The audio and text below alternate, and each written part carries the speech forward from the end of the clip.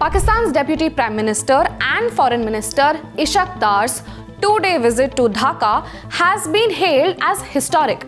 It was the first by a Pakistani foreign minister in more than a decade, but the symbolism quickly collided with old scars and new alignments. The trip has exposed how the shadow of the 1971 liberation of Bangladesh from East Pakistan, the return of Jamaat, China's growing footprint, and India's fraying ties with Bangladesh are converging into a fraught moment for South Asian politics.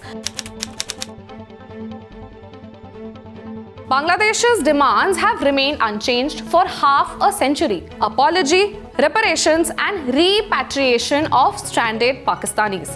Dar rejected all three, declaring that the issue has been resolved in the 1974 tripartite agreement and again during Musharraf's 2002 visit. He added that Dhaka should clean its heart and move forward. This refusal is not just a diplomatic snub, but it touches Bangladesh's national identity. Every government, even while quoting Islamabad, has had to demand recognition of the 1971 atrocities. Yunus's interim administration was no different. Foreign Affairs Advisor Tawheed Hussain insisted that accountability and remorse are non-negotiable. The standoff makes clear that no Pakistani overture, however dressed up in trade or culture, can escape the weight of 1971. During this visit, Dar's meeting with Jamaat-e-Islami leaders was the sharpest diplomatic provocation. Jamaat, stripped of registration in 2013 and politically banned under Sheikh Hasina, was restored to legality after Hasina's ouster in August last year. It was also judicially cleared in June this year.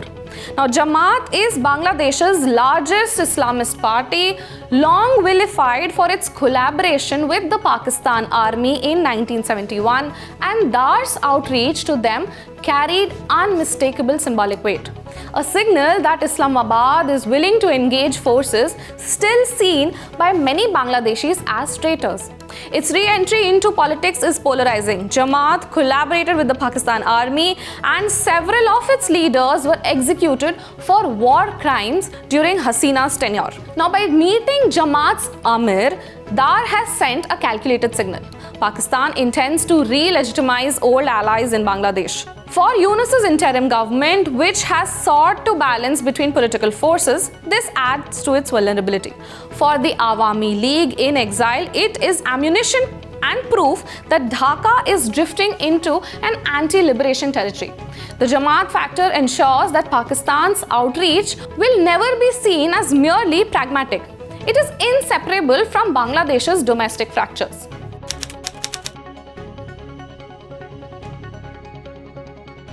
Now, Yunus, however, was looking beyond its bilateral irritants. He urged Dar to help revive the South Asian Association for Regional Cooperation, or the SAARC, which has been inactive since the 2016 Uri terror attack fallout. "I encourage SAARC," Yunus declared, positioning regionalism as a cornerstone for his foreign policy.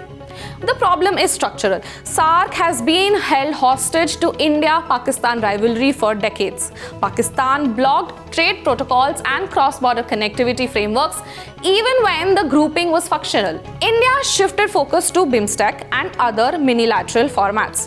Yunus's push now reflects Dhaka's desire to dilute dependence on India and diversify its partners, but unless Islamabad changes course, SAARC's revival risks remaining symbolic. Now, Beijing's fingerprints are visible. In mid-2025, China hosted a trilateral track in Kunming with Pakistan and Bangladesh, proposing a working group to institutionalize dialogue. Its envoy in Dhaka has pressed for deeper investment and trilateral follow-ups, no matter who leads Bangladesh. For China, the logic is clear. Anchor Bangladesh into a looser framework with Pakistan, backstop Dhaka's diversification from India, and expand its own footprint in the Bay of Bengal. For Bangladesh, the response has been cautious. Dhaka has welcomed Chinese investment and attended trilateral talks, but has avoided a formal bloc alignment. Still, the risk is path dependence. Once working groups and economic tasks take hold, Dhaka may find itself locked into a triangular relationship that erodes its own strategic autonomy. Dar's trip yielded tangible deals.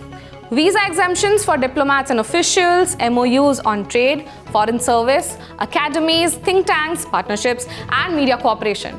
Even a cultural exchange program took place. Pakistan's knowledge corridor with over 500 Bangladeshi scholarships, 100 civil service training slots, and expanded technical assistance. These agreements are not trivial. They lay institutional foundations for cooperations after years of frozen ties. Yet, they pale in comparison to the political symbolism of Dar refusing to apologize for the 1971 while shaking hands with Jamaat leaders. The deals represent incremental progress, the optics represent deeper fault lines. Now, for India, the developments cut into two directions: border and maritime risks. At 4,096 kilometers, Bangladesh is India's longest border. Any political tilt in Dhaka that empowers Jamaat or embeds Pakistani and Chinese influence threatens border management, intelligence coordination, and northeast connectivity through the Siliguri corridor or the chicken's neck. Now, maritime squeeze is where the Bay of Bengal is now central to Indo-Pacific competition. Chinese-enabled infrastructure in Bangladesh through ports, logistics, and dual-use facilities would compress Indian naval operating space and complicate Andaman Sea deployments. India already faces strained ties with Dhaka. Hasina remains in refuge in New Delhi, accused by Yunus's government of backing the outlawed Awami League from across the border. Visa disputes, trade irritants, and border tensions add to the mistrust.